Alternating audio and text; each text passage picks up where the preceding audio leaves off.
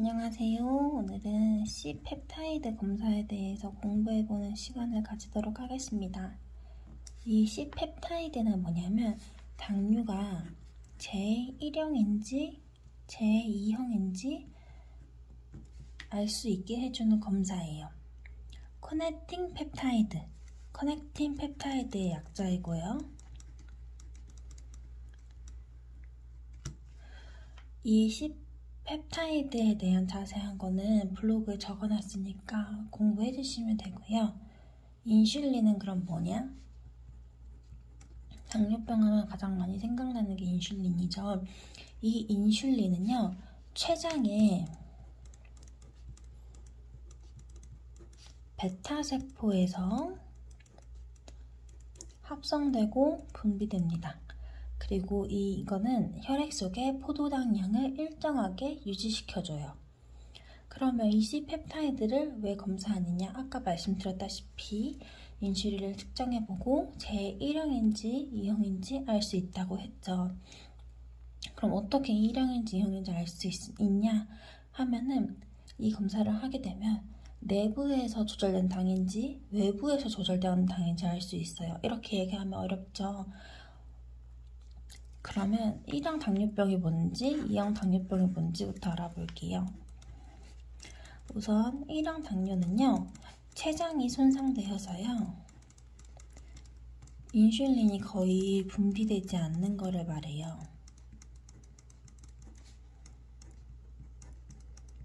아까 인슐린이 췌장의 베타세포에서 분비된다고 했죠. 근데 1형은요, 췌장이 손상되어서요, 인슐린이 거의 분비되지 않는 거예요. 두 번째, 2형은요, 인슐린을 충분히 분비하지 못해요. 그렇다는 말은 인슐린을 어느 정도 분비할 수는 있는데 충분하게 분비하지 못하는 거예요. 그렇기 때문에 공복의 검사를 하게 돼요. 이 C펩타이드 검사는요, 공복의 검사를 하게 돼요. 왜냐고요?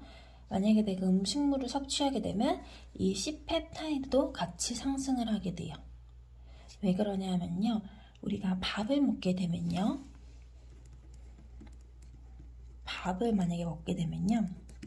혈당이 어떻게 되겠어요? 올라가겠죠?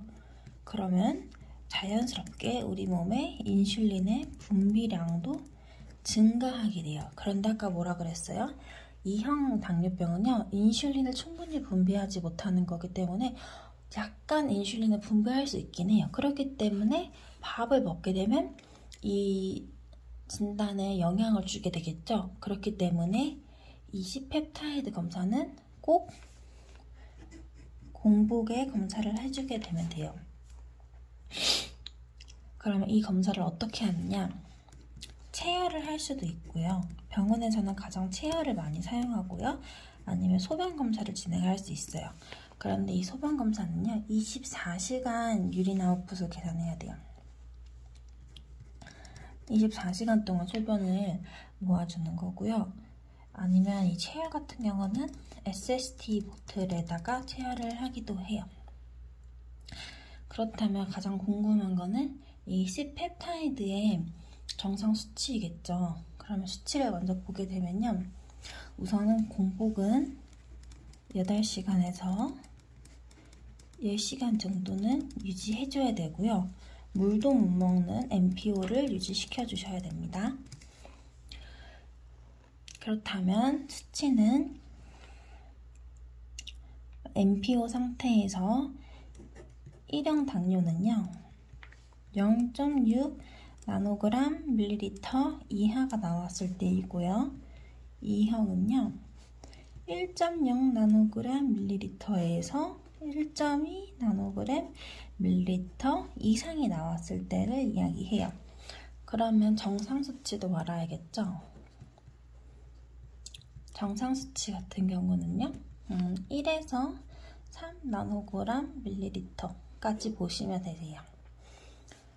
만약에 이 수치가 더 정확하게 알고 싶다고 하면은 GAD라고 해서 인슐린 자가항체 추적 검사가 있어요. GAD 인슐린 자가항체 추적 검사. 이 검사는 뭐냐면요, 만약에 이 항체가 있으면요, 이 항체는요 인슐린의 생산을 방해해요. 그러니까 이 인슐린 자가항체 추적 검사를 했는데 항체가 있다고 했을 때 이거는 인슐린 생산을 방해하니까 있으면 1형 당뇨병일 확률이 높다. 그런데 2형 당뇨병일 확률도 배제할 순 없기 때문에 1형 당뇨병일 확률이 높은 거지 또 엄청 정확한 검사는 아니고요. 또는 3일 동안 이 C펩타이드 검사를 한 이후에 그 평균을 내서 그거를 가지고 검사 결과를 판단할 수도 있고요. 또는요, 이 대상자가요, DM, 이 당뇨만 가지고 있는 것이 아니라 어떠한 다른 질환도 앓고 있을 수 있죠. 만약에 이 대상자가 간 질환을 앓고 있다고 하면요, 이거는 간은요, 인슐린을 분비를 증가하게 하고요. 신장 질환의 같은 경우는요, C펩타이드를 증가하게 돼요. 이러한 또 여러 가지 부가적인 요인이 있기 때문에 또 혹은 당뇨병 환자 같은 경우에도 인슐린 저항성이 높아지면 이 말은 인슐린의 분비가 몸속에서 많아지면요, 이 펩타이드 수치가 높게 나오기도 해요. 그렇기 때문에 이 결과만 봐서는 또 알 수 없고 부가적인 내용도 많기 때문에 전공 선생님이랑 이제 의논해서 치료 방향을 결정하시면 되세요. 그래서 오늘 배운 거는 C펩타이드 검사는 1형이랑 2형을 나눌 수 있는 그런 검사이고요. 꼭 공복에서 해야 되고 8시간에서 10시간 정도 물도 못 먹는 MPO 상태에서 진행을 해야 하고 1형, 2형을 이제 0.6 나노그램 밀리리터 이하면 1형이라고 볼 수 있고 2형 같은 경우는 1.0에서 1.2 나노그램 밀리리터 이상이면 2형이라고 판단할 수 있다.